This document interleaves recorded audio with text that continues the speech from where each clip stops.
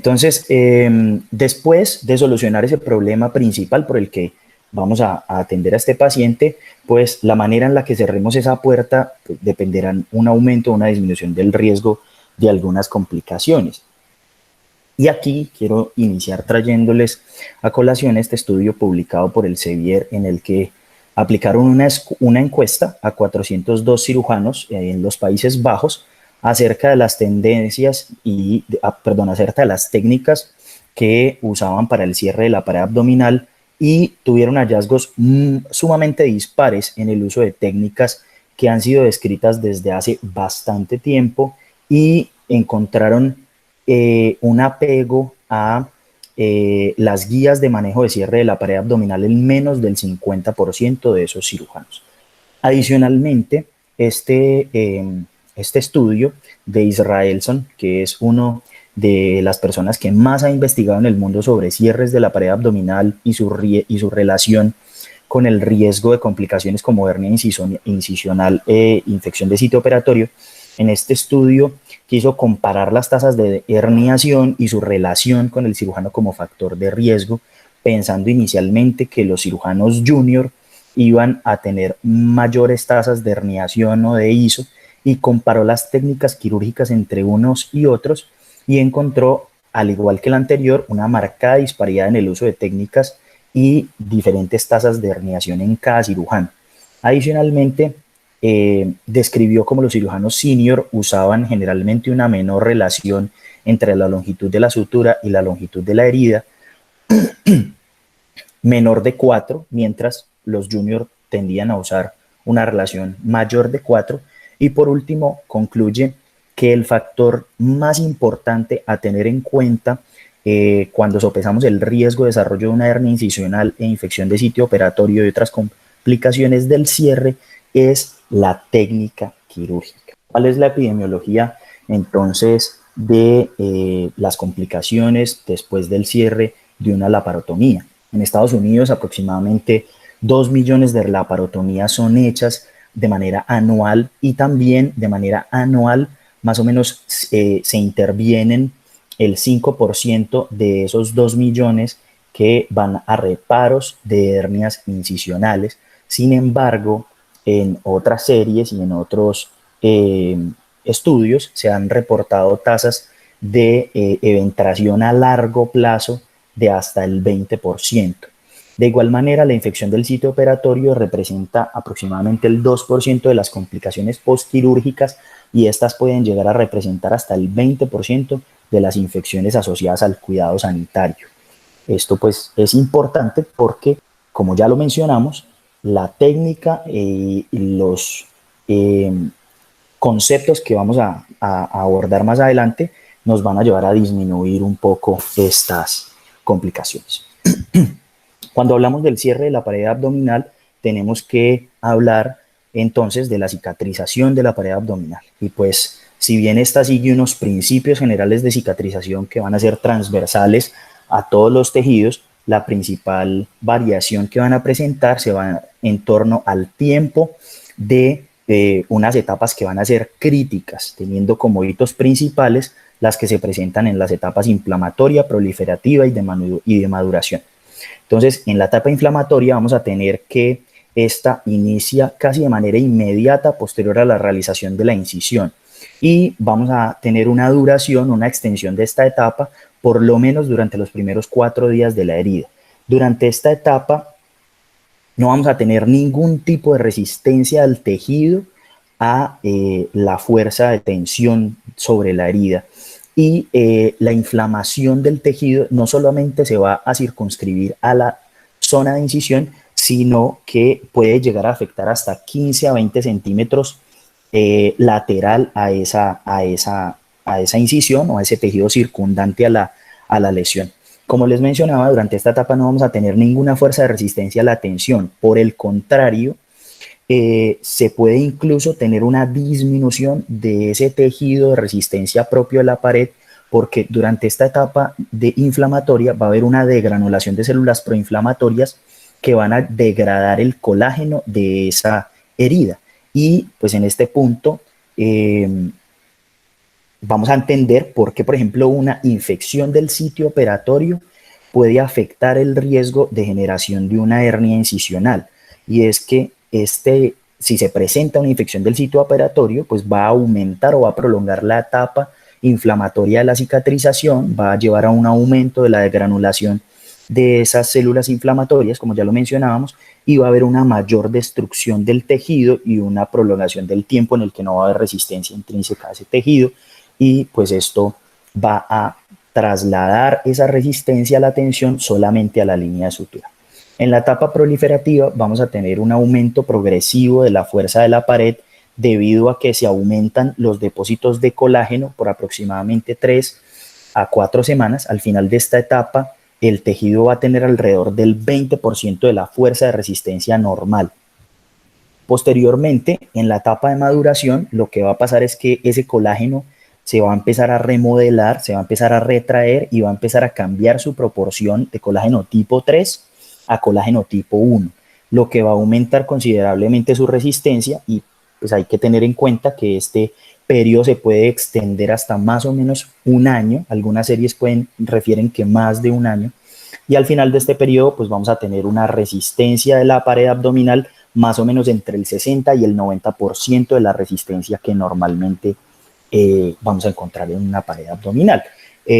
Pero nunca vamos a llegar a tener el 100%. Al hablar entonces de la reparación de la pared abdominal, tenemos que hablar de un concepto importante que cuando hablamos pues en general de cualquier cierre de una herida, pero pues es mucho más importante cuando hablamos de la pared abdominal, y es el concepto de tensión.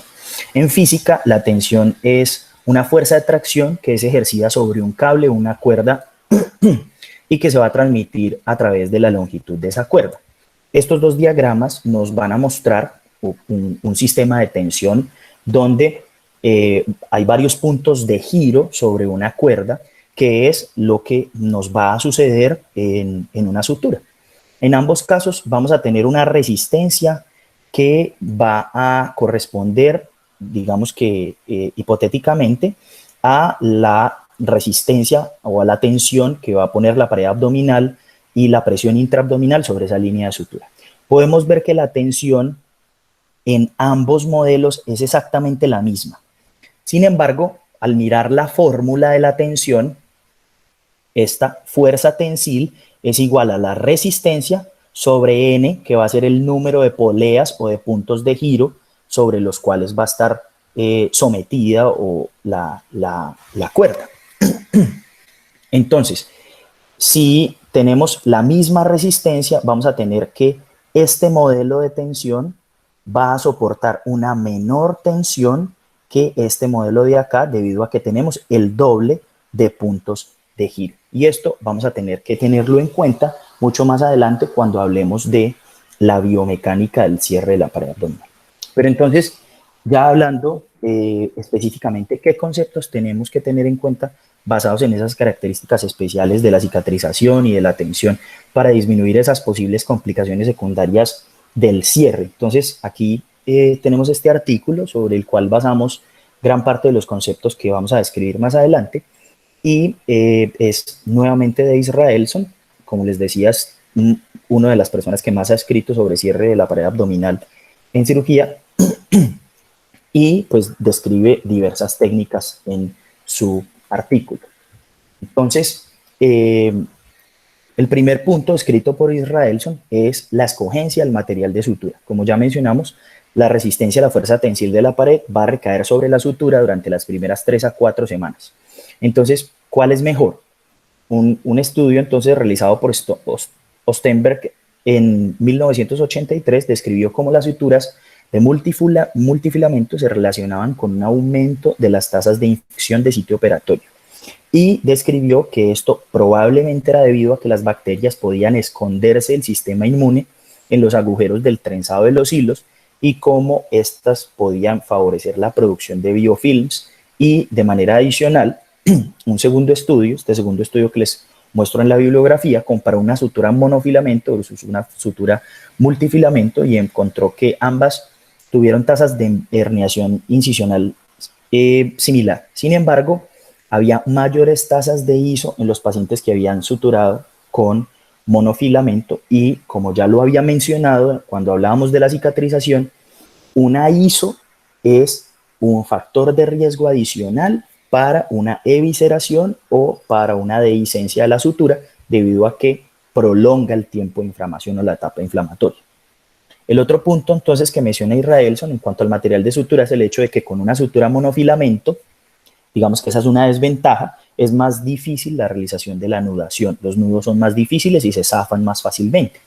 Sin embargo, el mismo Israelson entonces describe cómo la realización de nudos de autobloqueo, como el que podemos ver en la imagen, en un modelo experimental, aportan una mayor resistencia a la sutura, dado que con la anudación convencional se puede perder hasta el 40 al 50% de la resistencia por movilidad de ese nudo. Sin embargo, los nudos de autobloqueo pierden solamente entre el 5 y el 10% de la resistencia de la sutura.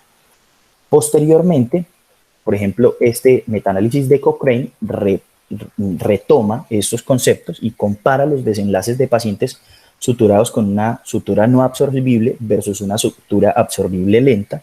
No encuentra diferencias estadísticamente significativas en cuanto a ISO, dehiscencia o hernia incisional, pero encuentra solamente una diferencia estadísticamente significativa en cuanto a la tasa de formación de fístula o de drenaje crónico a través de la sutura. Adicionalmente, compararon también el cierre con una sutura de monofilamento versus una sutura de multifilamento y las diferencias en los mismos desenlaces que mencionamos en la tabla anterior, y encontraron una diferencia únicamente en la tasa de hernia incisional menor con el monofilamento comparado con el multifilamento.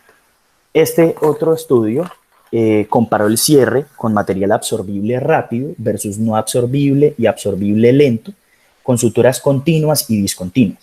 Y solo en el material absorbible rápido versus el no absorbible encontró diferencias en la comparación del absorbible rápido versus el no absorbible en cuanto a la tasa de herniación mayor en contra del absorbible rápido, en contra del uso del absorbible rápido, y una tasa de mayor formación de fístula o de drenaje crónico en contra del no absorbible.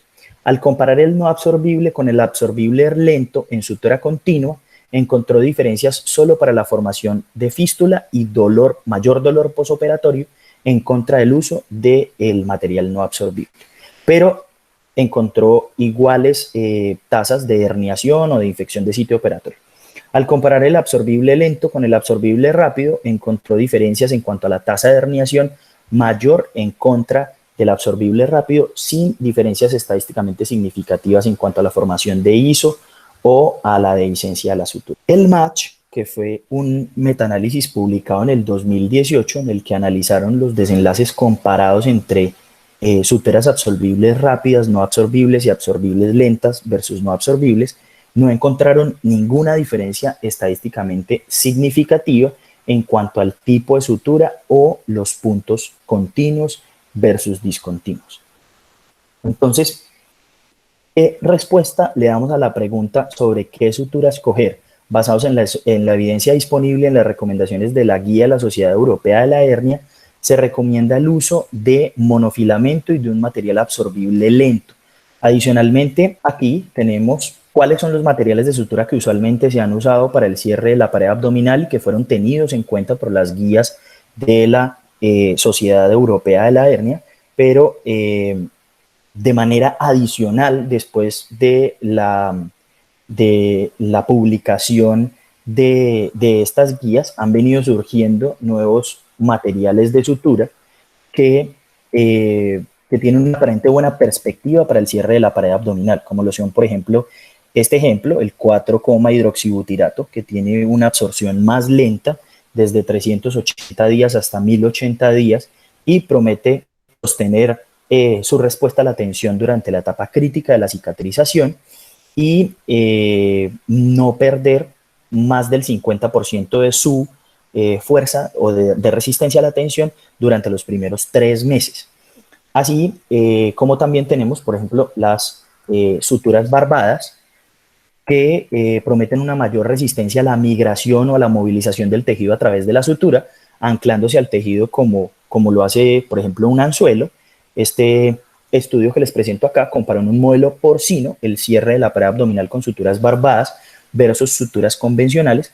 No evaluaron como tal el riesgo de dehiscencia, pero sino el riesgo de complicaciones inflamatorias, como infección del sitio operatorio, pero no encontrando diferencias estadísticamente significativas entre una u otra, y la recomendación pues que hacen final es que se pueden dar lugar a estudios en cuanto al cierre de la pared abdominal utilizando estas suturas y no en modelos animales como el que ellos utilizaron acá. Siguiendo entonces con el siguiente concepto en cierre, tenemos que hablar sobre sutura continua versus sutura discontinua. Tenemos este estudio que comparó las dos suturas con un mismo material en ratones, pero en los que empleaban puntos discontinuos versus el uso de puntos continuos.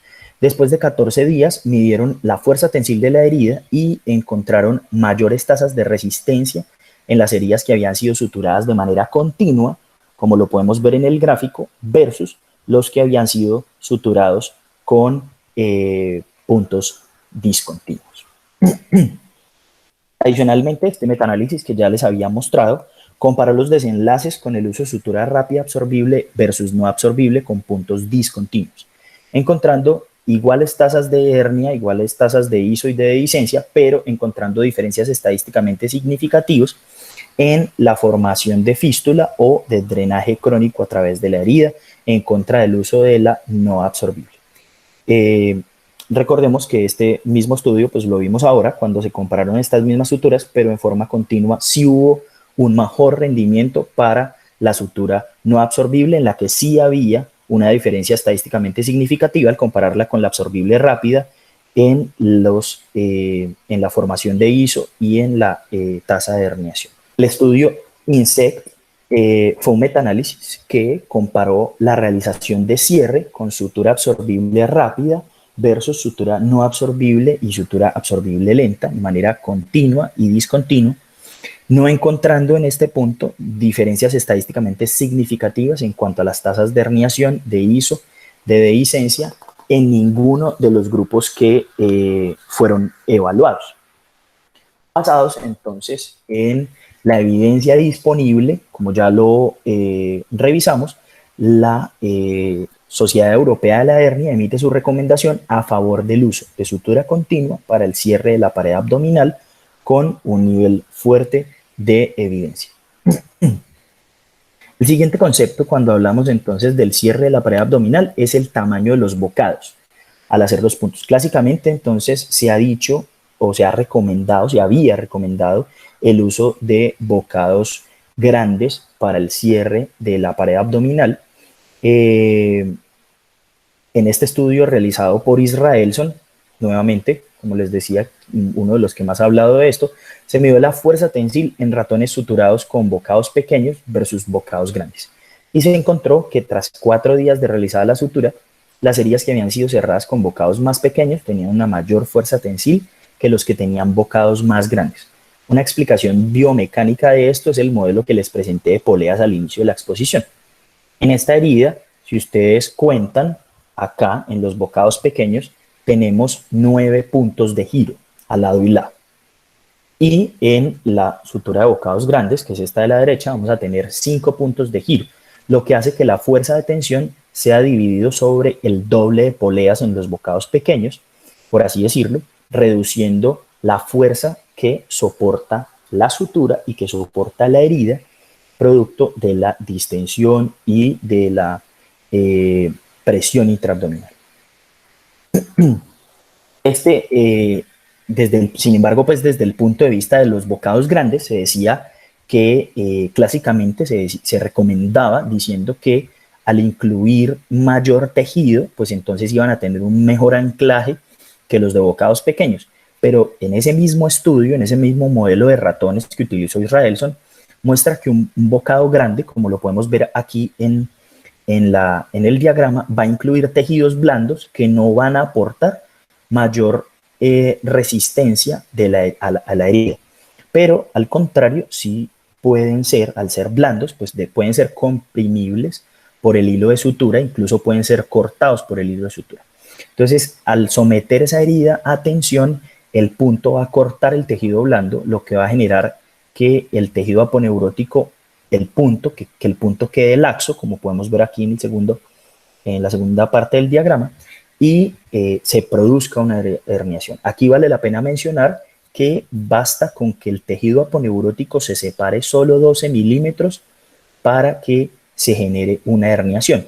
Si lo comparamos entonces con el diagrama en el que los bocados pequeños incluyen solamente la capa de tejido aponeurótico, pues el punto completamente va a estar anclado a un tejido que va a tener la suficiente fuerza de resistencia para no ser cortado por el hilo y así pues no va a haber una separación de esos tejidos. Pero esos pues eran modelos experimentales. Este estudio, que fue el Stitch en el 2015, comparó el uso de bocados pequeños versus bocados grandes con una separación de 5 milímetros, el de bocados pequeños, y una separación de 1 centímetro respectivamente en los bocados grandes, y no encontró diferencias, no encontró un favorecimiento del uso de bocados grandes, y lo que encontró fue una disminución de la tasa de herniación con un valor estadísticamente significativo. Si vemos entonces acá las tablas que ellos pues muestran en el estudio, hay un 21% de hernias incisionales en los pacientes de bocados grandes versus el 13% del grupo de bocados 0.022. Si comparamos el resto de complicaciones como ilio, neumonía, eventos cardíacos, no hay diferencias estadísticamente significativas en ninguna de estas complicaciones, y como lo mencionaba ahorita, cuando hablábamos del modelo biomecánico, si ustedes comparan nuevamente, el grupo de bocados pequeños tuvo casi el doble de los puntos de cierre de esa pared abdominal. Nuevamente, si lo pasamos basados en esa en esa fórmula de la tensión, vamos a tener una estructura que va a soportar menor resistencia. Adicionalmente, este otro estudio analizó el uso de bocados pequeños versus el uso de bocados grandes, pero su objetivo principal era encontrar una relación con la infección del sitio operatorio. Encontraron entonces, como podemos ver en la tabla, una mayor tasa de infección del sitio operatorio con una P prácticamente significativa, con una P del 0.01%, y la explicación que ellos tratan de dar dentro del análisis que realizan es que en el grupo de bocados grandes, al haber una menor cantidad de puntos, la tensión sobre la sutura va a ser mayor, y esta, pues al ejercer una mayor tensión sobre el tejido, favorece la presencia de isquemia, y con esta pues favorece el inicio y la perpetuación de una inflamación en ese tejido y la formación de una ISO con una relación, como ya lo mencionamos, entre el aumento o la perpetuación de la etapa inflamatoria y el riesgo de dehiscencia y el riesgo de herniación. Entonces, el tamaño importa. Resumiendo lo dicho, la Sociedad Europea de Hernias hace una recomendación a favor del uso de bocados pequeños para el cierre de la pared abdominal. El siguiente tópico es entonces el de la relación entre la longitud de la hernia, y la longitud de la sutura. Es el tópico que dentro de la literatura pues uno encuentra que tiene más protagonismo al hablar de cierre de la pared abdominal. Y si uno se fija, pues no es un concepto nada nuevo. Este artículo que les traigo es de 1976, donde Jenkins fue el primero en hablar de longitud de la sutura y su relación con infección del sitio operatorio y herniación. Y en este artículo intenta dar una explicación biomecánica basada en los conceptos de tensión que ya mencionamos. Y en este diagrama que nos presenta dentro de su artículo, realizaron pues una división en grupos de relación de la sutura de la herida con la sutura, con la longitud de la, analizaron pues la relación de la sutura, de la longitud de la sutura con la longitud de la herida. En el primer grupo, entonces, de 4:1, en el segundo grupo una relación de 2:1, y en el tercer grupo una relación de 1.3:1. Y hallaron que la resistencia de las heridas suturadas con una relación de 4:1 era la que mayores resistencias tenían. De manera adicional, describieron cómo después de la realización de una laparotomía, la pared abdominal se distendía posoperatorio. Incrementaba entonces la longitud de las heridas más o menos en un 30%. Si ustedes se fijan, en este diagrama tenemos las suturas o las heridas de los tres grupos, una relación de 4:1, 2:1 y 1.3:1. Y estas eran las mediciones de las heridas en el posoperatorio, en el que las heridas ya no medían 10 centímetros, como vemos aquí que eran las tres heridas al principio, sino que medían 13.3. Entonces, esto otorgaba aún mayor tensión sobre la herida y sobre la línea de sutura, y la recomendación que hacían era que esto debía tenerse para mantener una relación longitud de sutura herida de 4 de la distensión. Entonces, van a terminar teniendo 13.3. Si hacemos el nuevo cálculo, la relación del grupo que iba de 4:1 va a terminar en una relación de 3:1 debido a la distensión abdominal.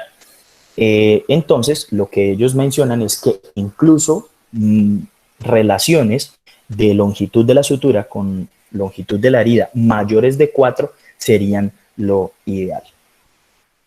En este otro gráfico del mismo artículo de Jenkins nos muestra cómo a medida que la relación entre la longitud de la sutura y la herida aumentan, va a haber una disminución de la tensión sobre la herida y sobre el tejido, y por eso, como vemos, la recomendación final de Jenkins, pues que va a ser una relación de mínimo 4:1, pero si es mayor, pues va a ser mejor. Posteriormente, este estudio en ratones del 2001 va a medir la fuerza tensil de la pared abdominal suturada con diferentes relaciones entre la longitud de la sutura y la longitud de la herida, encontrando un aumento después de 14 días de cicatrización mucho mayor en las heridas que habían sido suturadas con una relación mayor de 4. Entonces, ellos hicieron una relación 2:1, una relación 4:1 y una relación 8:1. No encontraron diferencias estadísticamente significativas entre la relación 8:1 y la relación 4:1. Sin embargo, si las comparaban con las de 2:1, sí había diferencias estadísticamente significativas en cuanto a la fuerza tensil y con el uso de puntos continuos versus discontinuos, también encontraron diferencias estadísticamente significativas. Y nuevamente Israelson pone a prueba este concepto en un estudio prospectivo en el que comparó las tasas de infección de sitio operatorio y herniación, teniendo en cuenta la relación de la longitud de la sutura y la herida, y encontraron un 9% de herniación en los que tenían una relación sutura-herida mayor de 4 versus un 23.7% de herniación en los que tenían relaciones menores a 4 con una P del 0.001%. Perdón, del 0.001. Entonces, sumando toda la evidencia como recomendación en cuanto a la relación de la sutura herida, la Sociedad Europea de la Hernia nuevamente emite su concepto de recomendación con una relación de por lo menos 4 o mayor, como ya lo había mencionado ahorita. Y el inconveniente principal que ellos encuentran frente a la generación de una recomendación con mayor peso o de evidencia, pues hacen una recomendación para tener una mayor paridad o uniformidad de los estudios a futuro, teniendo en cuenta que encontraron muchos estudios en los que no se incluían específicamente qué tipo de relación o qué número de relación se había utilizado entre, entre, unos, entre unos grupos y otros. Por último, en cuanto al uso de drenes, que es un tópico que no menciona Israelson, pero que sí lo tienen en cuenta las guías de la Sociedad Europea de la Eternidad, es este metaanálisis incluyó muchos pacientes de diferentes especialidades, no solamente llevados a la parotomía, y fueron llevados pues a diferentes tipos de cirugía, incluyendo mastectomías y otros tipos de cirugía, pero también pues incluyeron pacientes llevados a la laparotomía medida. Encontraron entonces que no había diferencias estadísticamente significativas entre las tasas de infección de sitio operatorio, colección, hematoma, en el grupo en el que se habían utilizado drenes versus el grupo en el que no se habían utilizado drenes. Las guías entonces, basadas en los estudios pues que tenían disponibles, no encuentran mayor valor en cuanto al uso de drenes para la prevención de complicaciones en el cierre de la pared abdominal y emiten una recomendación en contra de su uso. Entonces, para abordar, digamos que nuestro segundo tema, ¿por qué usar mallas profilácticas? Entonces, es que se han documentado que hay unos factores de riesgo que hacen mucho más probable que un paciente tenga un desenlace desfavorable cuando se tiene un cierre de la pared abdominal. Pero, ¿en qué tipo de pacientes tendríamos que preocuparnos un poco más de sus factores de riesgo como para ser más meticulosos en ese cierre? Normalmente entonces se han mencionado pues estos factores de riesgo para complicaciones derivadas del cierre. Entonces, patología neoplásica, mayores de 70, pues, pacientes con falla ventilatoria, que pues al hacer un mayor esfuerzo respiratorio van a suponer una distensión abdominal y un aumento de la presión intraabdominal, pacientes malnutridos, obesidad, fumadores pesados, pacientes llevados a cirugía para reparo de un aneurisma aorta abdominal, pacientes diabéticos o usuarios de esteroides. En este estudio, les menciono aquí en la bibliografía abajo, se analizaron las condiciones que retrospectivamente se comportaron como factores de riesgo y definieron pues unos factores de riesgo asociados al paciente, otros factores de riesgo asociados al contexto de la cirugía y otros asociados al tipo de cirugía. Uno de los factores que más tenían en cuenta o que más demostraron pues afectar fue la técnica de la sutura, la presencia de infección del sitio operatorio, el sexo masculino más frecuentemente teniendo herniación versus el sexo femenino, el tipo de cirugía en cuanto a si era de emergencia o era una cirugía programada, teniendo en cuenta pues otros factores que hay un mayor control sobre la cirugía programada que sobre la cirugía de emergencia, el consumo de cigarrillo, obesidad definida pues por un índice de masa corporal aumentado, la presencia de hipoalbuminemia, anemia, diabetes, enfermedad cardiovascular, EPOC o consumo oral de corticoides. Pero entonces, es posible que sepamos qué paciente va a tener un riesgo alto de herniación y que podamos predecirlo y prevenirlo pues usando una malla profiláctica. Y aquí les presento este artículo que se propuso encontrar los factores de riesgo mayormente asociados a una herniación postoperatoria. Entonces, analizaron de manera retrospectiva la historia de hernia incisional en una institución en Estados Unidos en la que incluyeron 6 años de seguimiento y más de 1,000 pacientes.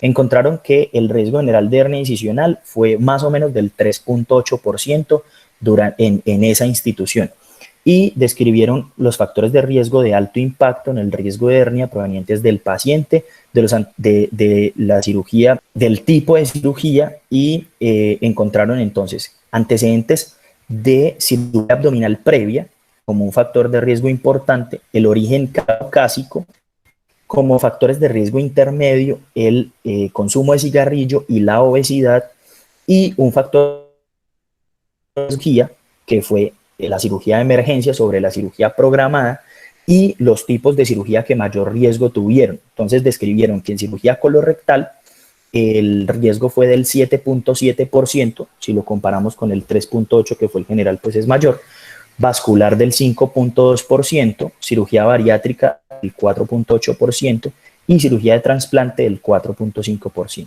Con esa información diseñaron una aplicación móvil en la cual se pueden ingresar los datos de un paciente y ella le va a generar una clasificación del riesgo del paciente en bajo si tiene menos del 0.5% de riesgo de herniación, medio si tiene 2.2% de riesgo de herniación, alto si tiene el 7.4% de riesgo de herniación y extremo si tiene 26.2% de riesgo. Recomendando entonces en los pacientes con riesgo alto extremo el uso de mallas profilácticas. Esta aquí se llama Pain Hernia Calculator y está disponible para iOS y Android si alguien lo quiere descargar. Pero entonces, sí sirve usar una malla profiláctica en un paciente de alto riesgo y este metaanálisis entonces comparó el uso de malla primario de la pared abdominal, encontrando que el uso de malla en estos pacientes de alto riesgo se comporta como un factor protector para hernia incisional con un odds rate del 0.14 y un intervalo de confianza entre el 0.07 y el 0.27, sin diferencias estadísticamente significativas en cuanto a la técnica, es decir, no encontró diferencias entre on-lay y sub-lay. Ahí la P no fue estadísticamente significativa. Este otro metaanálisis que comparó el uso de malla versus el cierre primario, pero esta vez en pacientes llevados cirugía para reparar el aneurisma de aorta abdominal, encontró una reducción de la tasa de hernia incisional en los pacientes en los que fue usada una malla profiláctica con un RR de 0.27 con un intervalo de confianza entre el 0.11 y el 0.60 y nuevamente encontró significativas en cuanto al uso de la técnica on-lay de la técnica sub-lay. Por último, este artículo que estudió la costo-efectividad del uso de malla en los pacientes de alto riesgo, encontró que el gasto promedio de un paciente en el que se usaba una malla era de $15,450, pues esto obviamente en Estados Unidos, versus el uso promedio, el gasto promedio en pacientes en los que no se usaba malla, que era de $17,182, teniendo en cuenta costos de operación, uso de analgésicos, días de estancia hospitalaria y reintegro llegando en algunos casos a gastos de hasta $50,000 por reintervención en casos de infección del sitio operatorio o herniación en los pacientes que no habían sido, en los que no había sido puesta la malla profiláctica. Por lo cual, entonces, pues ellos concluyen diciendo que sale más barato el uso de una malla profiláctica en los pacientes que ameriten después de la estimación de su riesgo para herniación postoperatoria. Entonces, en ese orden de ideas, la recomendación de uso de malla profiláctica por parte de la Sociedad Europea de Hernia es que se debe usar en pacientes seleccionados como pacientes de alto riesgo y no emite una recomendación en cuanto a qué tipo de malla se debe usar o qué técnica de colocación o de fijación es mejor que otra debido a la disparidad en los estudios. Sin embargo, aquí pues tenemos un esquema de los lugares donde normalmente se pueden posicionar las mallas. Entonces la posición on-lay, que va a ser sobre la fascia anterior, la in-lay pues que se va a colocar dentro del defecto de la hernia y pues se va a asegurar los bordes de la malla a los bordes de la fascia, la sub-lay, que localiza la malla detrás de los rectos y del defecto, y la underlay, que la localiza de manera intraperitoneal, aunque las guías, como ya lo dijimos, no emiten una recomendación acerca de cuál es el mejor lugar para posicionar la malla. Si extrapolamos los hallazgos de estudios que hablan sobre la reparación de hernias abdominales con malla, tenemos entonces este estudio, por ejemplo, que nos muestra que la posición sublay es la que menor tasa de complicaciones y recidiva tiene, con un odds ratio para recidiva del 0.218 con un intervalo de confianza del 0.06 al 0.47. además de pues, que nos demuestra que se comporta como un factor protector, y para ISO con un odds ratio de 0.4. Entonces, podríamos decir que si bien la guía o las guías no emiten una recomendación sobre el uso de mallas profilácticas, en qué posición es mejor o no, si extrapolamos estos hallazgos, pues podemos decir que la subley podría ser la mejor opción para los pacientes. Y damos paso entonces a la discusión o a los aportes.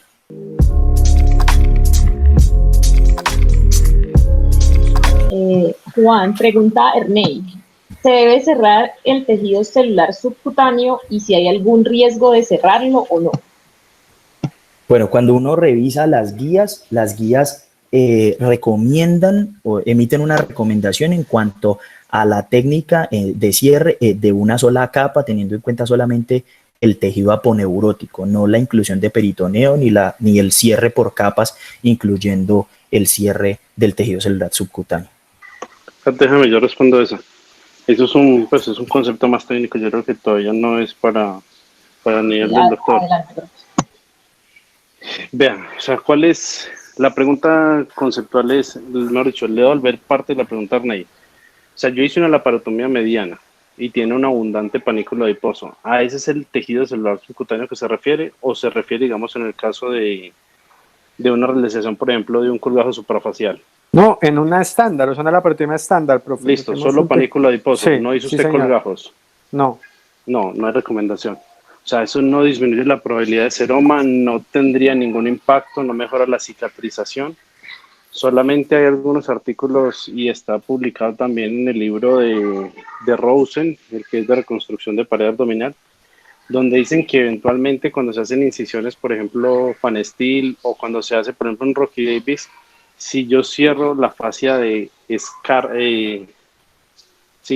escarpa, podría mejorar la situación cosmética, porque en algunas ocasiones dicen que podría ayudar a que no se deprima la cicatriz, como frecuentemente se ve en algunas de Rocky Davis y en algunos Fanesteel.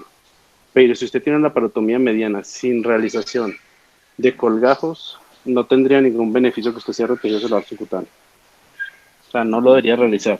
Listo, profe. Muchísimas gracias, profe. Una pregunta también en el chat para usted que menciona lo siguiente. ¿Tenemos algún beneficio adicional al utilizar suturas loop? Para aclarar, digamos, el loop tiene un problema y es el calibre. Uno es el calibre. El calibre de los loop generalmente son 0 y 1, ¿sí? Si tenemos en cuenta que, digamos, por ejemplo, el más conocido que tenemos es el PDS loop, tenemos otra dificultad. La recomendación, como bien lo dijo el doctor durante toda la charla y con la evidencia, pues incluso que está publicada desde 1978, si usted utiliza un loop, es muy duro que usted, utilizando una aguja tan extremadamente grande, haga small bites. Entonces ahí ya lleva usted una pérdida, digamos, de técnica. Otra es que si usted utiliza un loop, es muy fácil que usted adicionalmente, aparte de la fascia, usted probablemente va a coger parte de los músculos, ¿sí? Y si de pronto usted no identifica bien el borde donde está la fascia, entonces usted yéndose con seguridad es fácil que coja también tejido celular subcutáneo. ¿Qué pasa? Cuando usted hace los large bites, lo que pasa es que cuando usted tensa el tejido, usted siente que queda, por así decirlo, fijo, como amarrado, ¿sí? Se siente usted seguro. Pero lo que se ha descubierto es que cuando, con el paso de las horas y de los días, los tejidos que no son fascia se van a necrosar. Entonces, digamos, la grasa se licúa, deja un espacio, el músculo se necrosa o se cizalla y deja otro espacio. Entonces, a la larga, el nudo, digamos, no queda completamente abrazando el tejido, entonces queda, por así decirlo, suelto. Y entonces es una de las causas que a largo plazo vayan a crear dehiscencia. Por eso es que las guías europeas no lo recomiendan como una de las formas de hacer un cierre de pared abdominal, no recomiendan los loop. Entonces, es porque técnicamente es muy difícil que usted haga una técnica, perdón, o sea, para la redundancia, técnicamente es muy complejo que usted lleve las recomendaciones de la guía con una sutura de ese calibre y con ese tipo de aguja. Listo, profe. Viendo con las preguntas en el chat, nos pregunta la doctora Marisol Ortega que si tenemos disponible el 4, el 4-hidroxibutirato versus la polidioxanona, si debemos preferirla entonces siempre respecto a, pues, al uso en el cierre de fascia. La recomendación general, la tendencia, digamos, actual de los estudios y de las guías es cada vez ir abandonando más el uso de la sutura, digamos, no absorbible. Habitualmente la que utilizamos es polipropileno por suturas de absorción pues a largo plazo, como sería polidioxanona o incluso que está por encima de la polidioxanona en tiempo, es la 4, polihidroxibutirato. Las dos son suturas muy buenas. Yo pienso, o sea, creo yo, en mi ignorancia, pues, y de pronto en lo que yo veo acerca del tema, es que esta molécula o esta sustancia se va a poner en boga tiempo más adelante. Incluso los invito a que busquen una malla que está hecha de este mismo componente que es la Phasix. Y ustedes, digamos, como para que empiecen a tener otros conceptos incluso de cierres con malla. Y si ustedes tienen en cuenta, eso es una malla absorbible a largo plazo. Entonces, una vez es como que no se imagina mucho como esa idea, venga, como así, yo pongo una malla que se va a absorber. Sí, y tiene muy buenos estudios.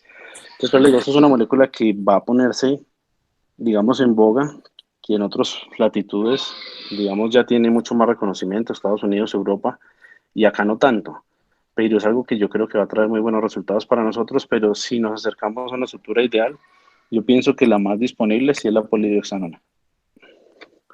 Buenas Y si noches, fuera, yo hago una y si, introducción ahí pequeña, sí, señor. me disculpan. El Monomax, que es como el nombre comercial del el 4-hidroxibutirato, es Esa de es la de Brown, Brown, sí. es de la de Brown. La ventaja adicional, no solamente en el tiempo de la pérdida de la Es la tensión, elasticidad que tiene. es la elasticidad, exacto. Entonces, Uh-huh. uno hace un cierre de una cirugía grande, de una laparotomía amplia, y son pacientes que eventualmente puedan tener maniobras de Valsalva desde la extubación hasta varios episodios de tos o de vómito que tenga en su posquirúrgico temprano. La ventaja que Sí. brinda esta sutura es la elasticidad y que le da a la pared abdominal esa compliance de distenderse y no tensionar aún más el cierre de la fascia. Entonces, es bien ventajosa. Sin embargo, y yo no sé, entonces Giovanni me aclara, solamente conocí esta sutura y pues la conozco es por imagen. Esta es también loop, ¿no? El ¿Hay loop? Monomax es No, loop. pero no, hay dos versiones, hay loop y hay, pues digamos, monofilamento, pues como tal, como el PS normal, convencional. O sea, Ah, existen ok, las dos versiones. listo. Pero entonces, sí, es excelente sutura. Ojalá llegue. Tiene esa ventaja que se asimila, bueno, se asemeja, digamos, a la mecánica de la pared. La mecánica de la pared, nosotros no tenemos una pared rígida, entonces es un poco más fisiológica en ese aspecto, o sea, da cierta elasticidad, entonces permite que hayan, digamos, por así decirlo, un movimiento un poco más libre, pero controlado sobre la línea de cierre. Bueno, gracias a los doctores Vergara y Pérez por la respuesta a esta pregunta. Tenemos una pregunta muy interesante en el chat del profe Uritica.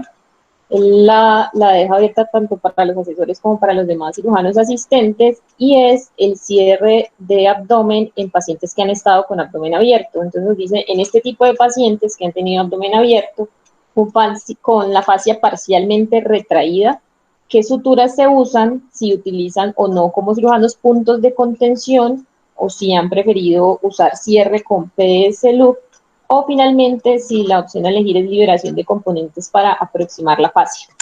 Bueno, yo creo que ya como lo conocemos y va la charla que acaba de dar el doctor, es muy claro que de pronto el uso del PS Loop por el grosor de la aguja, por el calibre de la sutura, por tener que cerrar una fascia con tensión, lo que va a generar como esos orificios en ojal de botón, ¿cierto? Sobre la fascia. Me refiero a lo ojal de botón es cuando uno pasa la sutura, tensiona la sutura, uno ve a veces como la fascia se va desgarrando, ¿cierto? Entonces, eso de entrada con un PS Loop, por el grosor de la aguja, por el doble calibre del hilo, por la necrosis que ya ahorita nos comentaba Giovanni sobre la grasa, sobre el músculo, no sería muy buena idea utilizar el PDS Loop. Yo creo que fue una sutura que utilizamos, por lo menos yo la utilicé durante mi residencia, y uno se sentía de pronto más seguro y más confortable cerrando eso con grandes bocados de fascia, pero cuando uno viene a ver la biomecánica de la pared abdominal, uno dice, venga, estamos cometiendo en realidad un error, y creería yo que el PS Loop no debe ser como la idea. Son cierres que idealmente deben ir, son pacientes de alto riesgo, ¿cierto? No es como la laparotomía convencional, son pacientes de alto riesgo de hernia incisional, y por tanto deben ir o con una separación de componentes, si el cierre va a ser demasiado tenso, o mínimo con una cobertura con una malla adicional, si las condiciones pues, del paciente lo permiten, refiriéndome a un abdomen ya con un proceso infeccioso resuelto. Sé que hay algunos lugares donde ponen mallas después de una peritonitis, pero pues yo hasta el momento sí todavía me restringo un poco para esa práctica. He puesto mallas en pacientes con abdomen abierto por algunos tiempos, quizás 14 días recuerdo 2 pacientes donde tuve pacientes con abdomen abierto durante 14 días, el cierre quedó muy tenso y preferí entonces disponerle la malla para ese refuerzo, pero en ambos casos, uno fue por un sangrado, después de una colecistectomía tal vez, o un sangrado por algún otro motivo postquirúrgico, y el otro por una obstrucción intestinal sin contaminación de la cavidad. Pero bueno, quisiera que entonces nos complementara Giovanni. Respondiendo pues como los puntos que nos plantea o las dudas que nos plantea el doctor Boritica, como le digo, es una pregunta ¿verdad? Muy acertada, es muy interesante. Entonces, tenemos un abdomen abierto, entonces tenemos una dificultad, y es que sabemos que el paciente generalmente cuando tiene un abdomen abierto enfrentamos una situación difícil. Llámese un control de daños, llámese una sepsis intraabdominal complicada, ¿sí? Y el objetivo, como es natural, es solucionar el problema que tenemos adentro. Entonces, generalmente, solucionar el problema que tenemos adentro casi siempre toma más de 72 horas. Pero generalmente la fascia, cuando estamos alcanzando hacia los 5, hacia los 7 días, la fascia se empieza a retraer por su mecánica natural. Como ya lo hemos visto en otras charlas, son grupos o digamos grupos musculares que están sobre la pared lateral, y ellos tienen su movimiento y es de alguna forma, simplificándolos, es alar hacia lado y lado. Y la línea media es una línea tendinosa, es una línea de anclaje de ambos músculos, de ambos grupos musculares, perdón. Cuando entonces tenemos un paciente en los que se ha retraído la fascia, volver a llevar la línea media, digamos, sin tener medidas, digamos, anticipándonos a un cierre, o sea, llámese cualquier sistema, yo creo que eso después lo vamos a hablar en una charla, yo creo que eso será otro tema de otro momento, pero cuando no nos anticipamos al cierre de la fascia, vamos a encontrar que cuando ya decidimos hacerlo, tenemos una fascia retraída, una fascia que tratar de avanzarla, como diríamos a las malas, va a generar desgarros del tejido. Los puntos de contención como tal son puntos que necrosan el tejido, ¿sí? Porque generalmente los puntos de contención, casi siempre, digamos, la técnica descrita son como unos U-shape, que era antes lo que se llamaba, de pronto si me podrían ayudar de pronto los profes que tienen más tiempo, que era algo como Ventralex, creo que era cuando utilizaban unas suturas que hacían en forma de U, pero que incluso eran de gran calibre y eran para esos pacientes que tenían unos cierres pues, complejos de la pared abdominal, pero eso tenía unas consecuencias gravísimas y complicaciones pues también. Se llamaba Ventrofil. Ventrofil, bueno. Que eran unas suturas, y la sutura consistía en hacer cierres en U. Era un alambre cubierto por una... Y era un alambre que iba en una funda plástica. Bueno, entonces... Era muy grueso. Entonces eso demostró que tampoco mejora. O sea, no mejoraba la mecánica, no mejoraba la recidiva, digamos, o la probabilidad de que se desarrollara una ventración. Entonces, los puntos de contención no es una recomendación tampoco, no se debe realizar. El cierre con PS Loop, como lo mencionamos ahorita, no está bien realizarlo porque técnicamente no iría de la mano con las recomendaciones, digamos, de los diferentes estudios de la guía europea. Respecto a la liberación o la separación de componentes, es un punto discutido. O sea, eso tiene, digamos, autores, digamos, que saben mucho del tema, quienes apoyan y quienes no apoyan digamos, el hecho de hacerlo. ¿Qué pasa? Hay estudios donde usted llega y dice, venga, si yo hago un cierre de un paciente que tiene un abdomen abierto y le hago solo separación de componentes sin realización de implante de malla, la probabilidad de recidiva está por encima del 35%, muchos de los estudios lo ubican alrededor del 40%. O sea, hacer una separación de componentes sin implante de malla implica un riesgo muy alto de que el paciente vaya a hacer una operación a futuro, ¿sí? Versus realizarlo con malla. Entonces, los que dicen, por ejemplo, los que no les gusta mucho poner mallas y, digamos, posterior a enfrentar, digamos, una catástrofe abdominal, se abstienen de esto porque saben que el resultado de hacerlo sin malla es malo. Y si usted tiene una penetración posterior a una separación de componentes, eso es técnicamente mucho más complejo de enfrentar. Entonces es un paciente que generalmente entra de lo que también, digamos, refieren muchos de los artículos, se llama el círculo vicioso de la hernia. Entonces son cada vez reconstrucciones más complejas, correcciones más difíciles y cada vez tienen mayor probabilidad de recidiva. Entonces, la separación de componentes es un tema muy discutido, pero Doc, si usted la va a hacer, hágalo con implante de malla.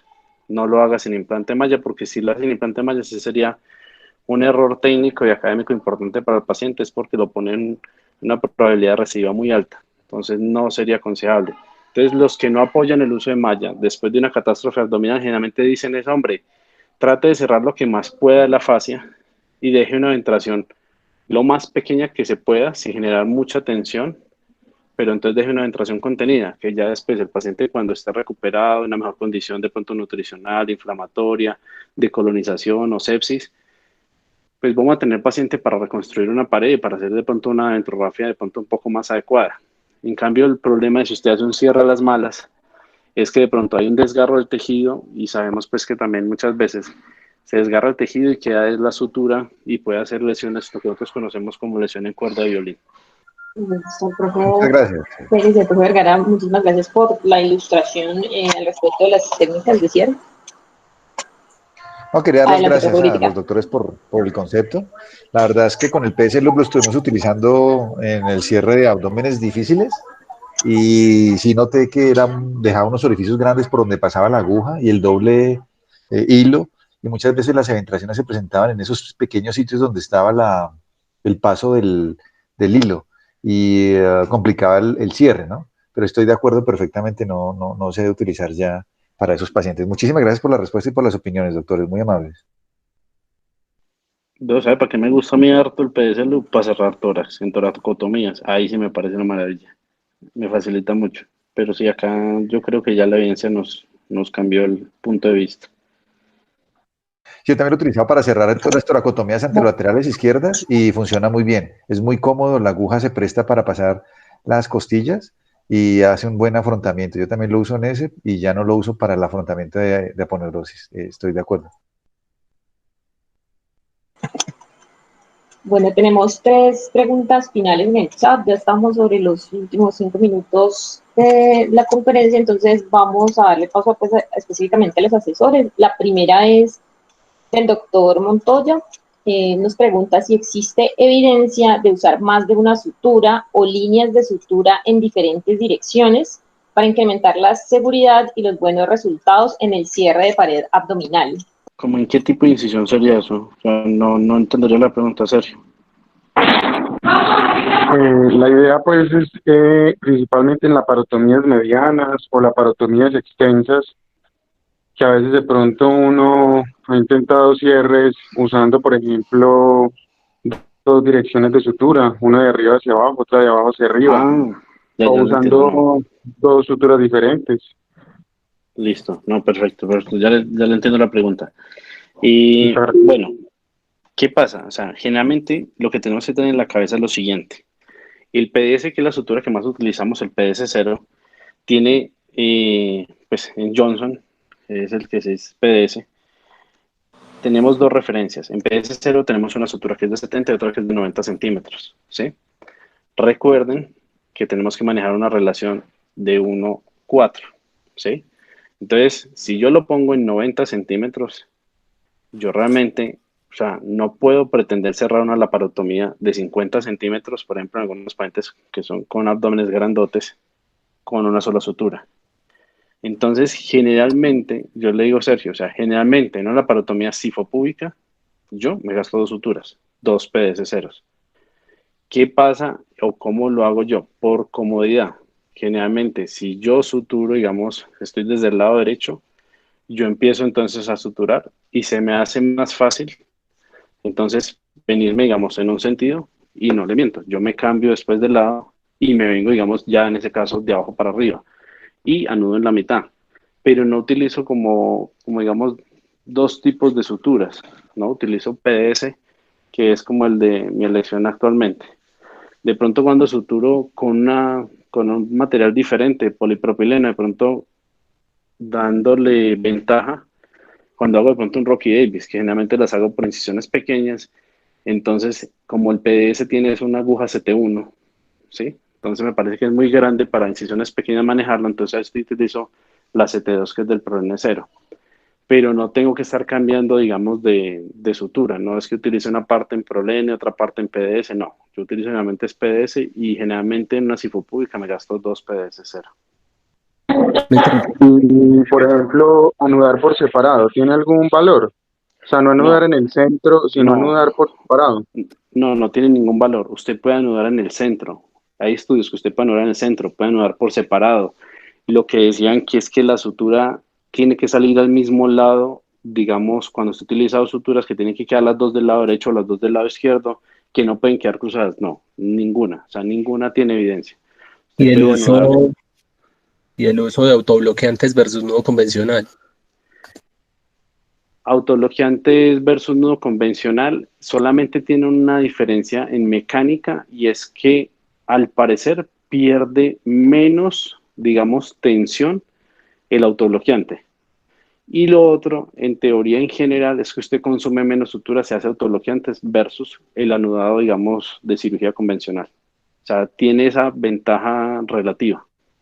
Bueno, pues muchas gracias. Tenemos una pregunta en el chat del doctor Alejandro Salazar. Él nos dice que tras hacer la separación de componentes, pues sí, la colocación de malla que usted nos indica, profe Vergara, ¿qué técnica para dejar la malla? ¿Si onlay o sublay?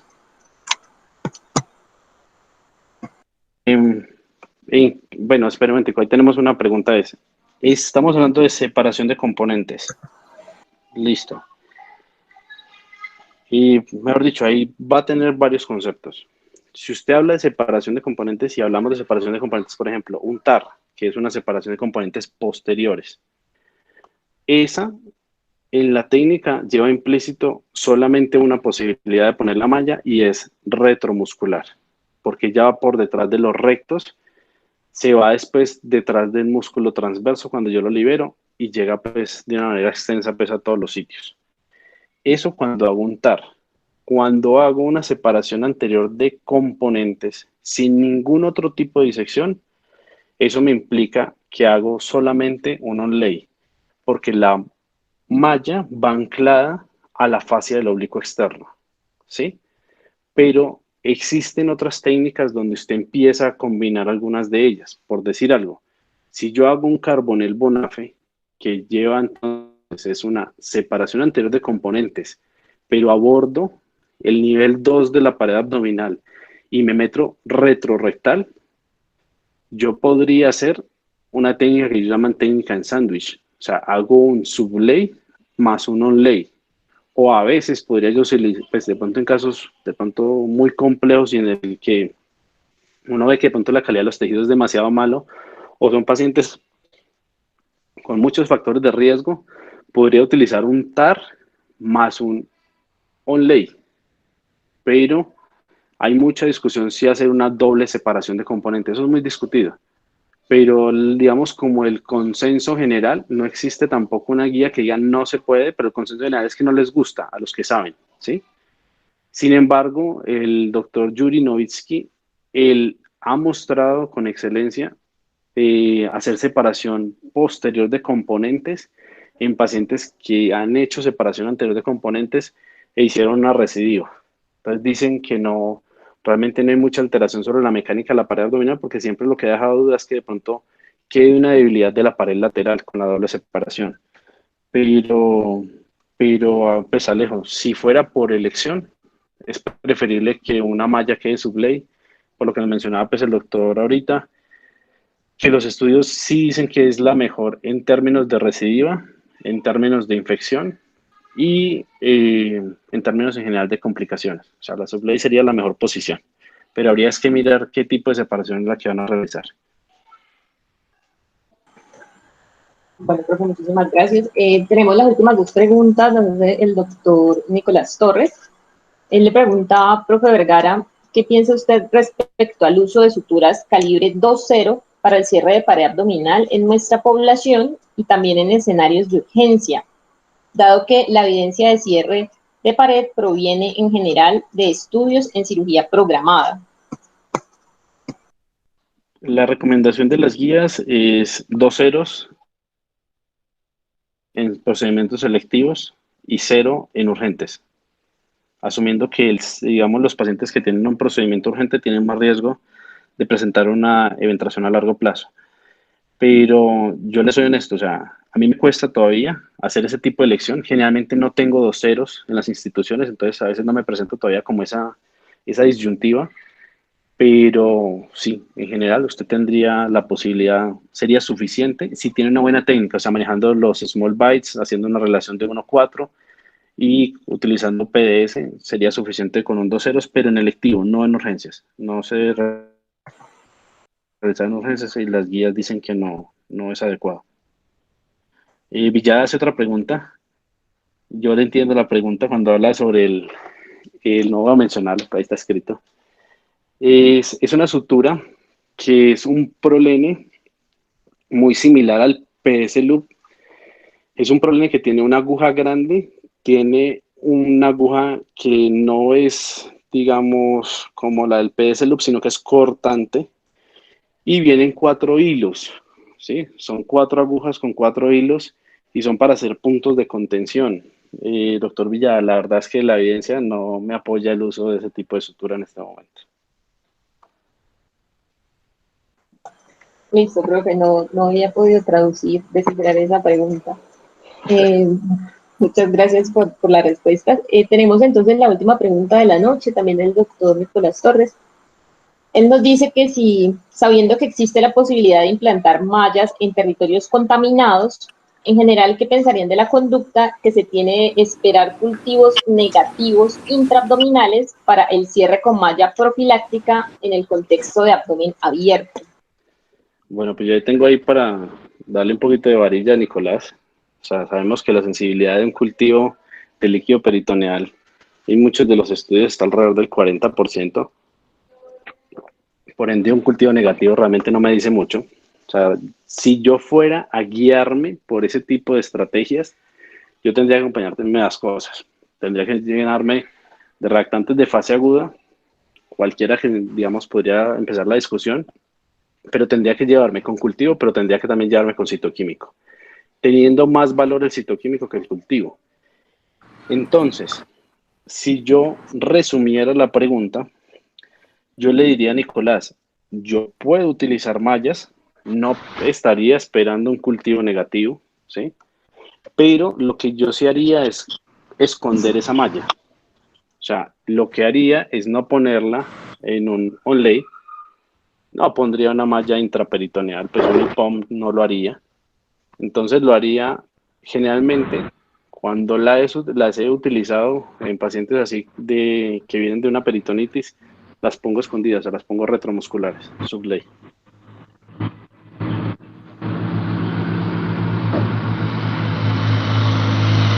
Bueno, muchas gracias, profe, por la respuesta. El doctor Pérez va a hacer una acotación adicional. Sí, muchas gracias, Caterine. Ya de pronto para terminar, yo quisiera hacer un llamado a todos los colegas, a todos nosotros como tutores de los residentes, que si bien ellos ya están teniendo un conocimiento y pueden tener un dominio teórico de un cierre de pared abdominal, somos nosotros los llamados a verificar y corroborar ese aprendizaje.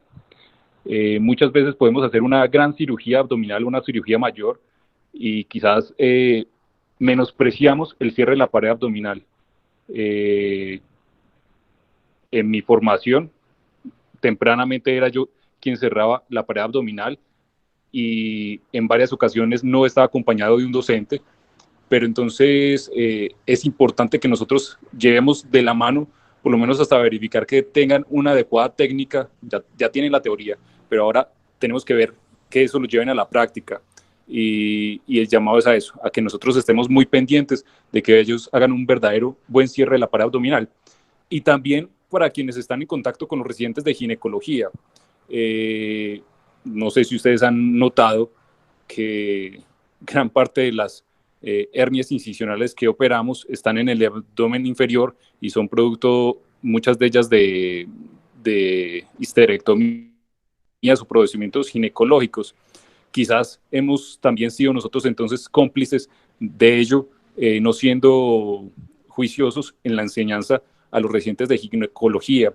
Revisando un poco de literatura, por allá en 2019, 2018, publicaron un estudio comparativo sobre residentes de ginecología y de cirugía general, y si bien tenían mejor concepto los residentes de cirugía general, no tan diferente los de obstetricia, cuando fueron a la práctica sí tuvieron un mejor desempeño en los residentes de cirugía general comparado a los de gineco.